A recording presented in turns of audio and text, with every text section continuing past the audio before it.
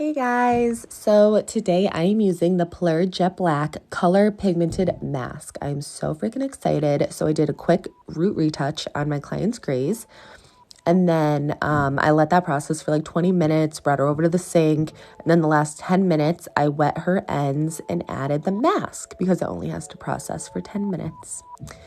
So here I'm kind of like emulsifying it in so that I have a really nice blend.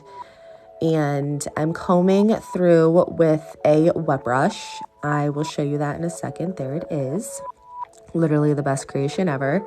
And then I like to towel dry just to get all of that extra moisture out, just so the color really stays in there. And yeah, here it is. So freaking pigmented. Like, oh my God. I'm so excited. Here I go. No turning back. Just kidding.